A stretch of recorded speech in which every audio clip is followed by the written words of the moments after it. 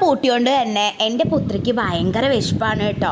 ഇന്ന സമയമൊന്നുമില്ല, എപ്പോഴും പറയും വിശക്കണോ വിശക്കണോ വിശക്കണോ. മറ്റേ പച്ചക്കുതിരയിലെ ദിലീപ് വല്ലേ ഫുഡ് ഫുഡ് ഫുഡ് അതുപോലെ കേട്ടോ അവളുടെ ഇപ്പോഴത്തെ അവസ്ഥ. എന്താ ചെയ്യുക, പാവം വെറുതെ ഇരിക്കുകയല്ലേ വീട്ടിൽ. അപ്പോൾ പഴം ഉണ്ടായിരുന്നു കേട്ടോ. ഇത് പഴം ഉണ്ടയാണേ, ചിലർക്കൊക്കെ അറിയുണ്ടാവും. നമ്മുടെ ഗോതമ്പും ചെറുപഴവും ശർക്കരയും ഒക്കെ കൂട്ടിയിട്ടുള്ള ഒരു ഉണ്ട. അതൊക്കെ കൂടിയിട്ട് വെറുതെ മിക്സ് ചെയ്തിട്ട് എണ്ണയിലിട്ടിട്ട് വറുക്കുക, അത്രയേ ഉള്ളൂ. അപ്പം ഒരു കണ്ണിൽ പൊടി ഇടാൻ വേണ്ടിയിട്ട് തൽക്കാലം നമ്മുടെ വീട്ടിലുള്ള സാധനങ്ങൾ വെച്ചിട്ട് ഉണ്ടാക്കിയൊരു സാധനമാണ്.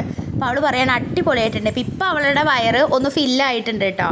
നല്ല അടിപൊളിയായിട്ട് അവൾക്ക് ഇഷ്ടപ്പെട്ടിട്ടുണ്ട്. അതുകൊണ്ട് ഇനി കുറച്ച് സമയത്തേക്ക് അവൾ ഈ പേര് പറയില്ല, എന്ത് വിശക്കുന്നു എന്നുള്ള ഈ വാക്ക് പറയില്ല.